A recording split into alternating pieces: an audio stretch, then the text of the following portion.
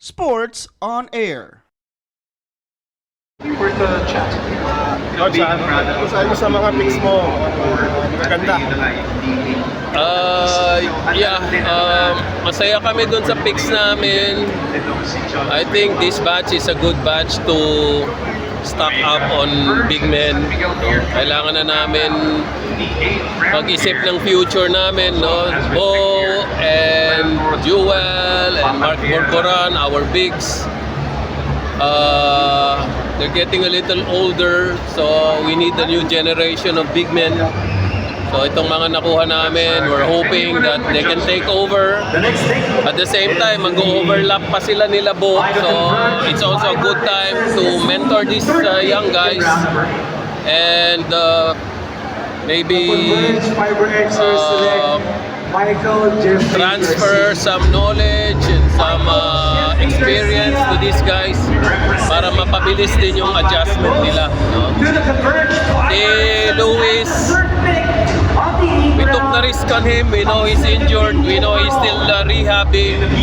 Pero mataas yung confidence level namin, makakabalik siya. We've seen enough of him in the UAAP and a little bit in the 3x3. So that's enough for us to build confidence on what he can do, no?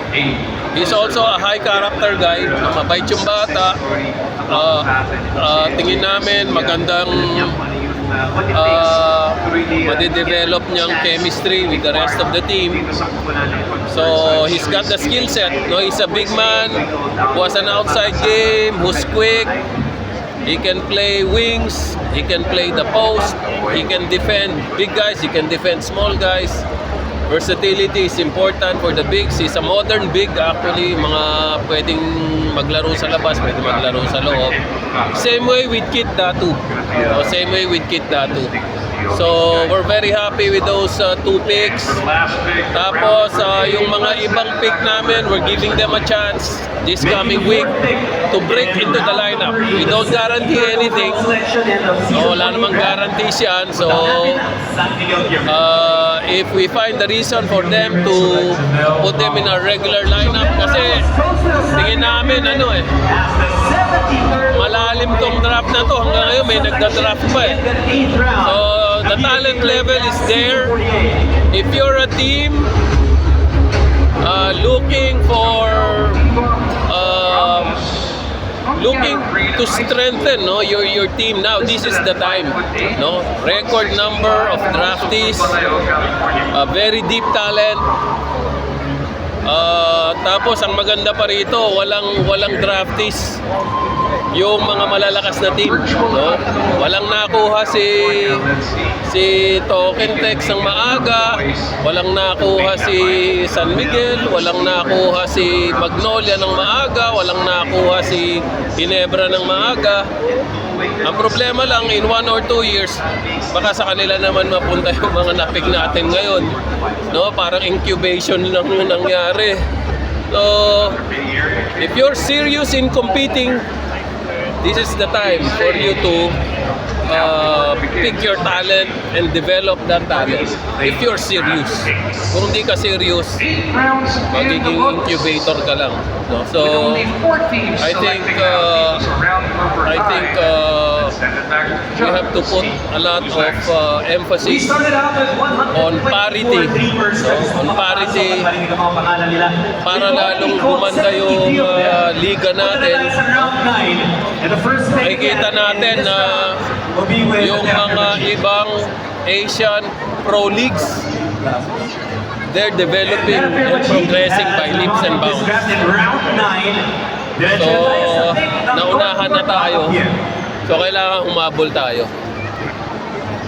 Coach, do you see your team now as... Dami nyo na namang kwento niyan. Coach, do you see your team now as a Philippine contender now that you have strengthened your team? No, it will take time.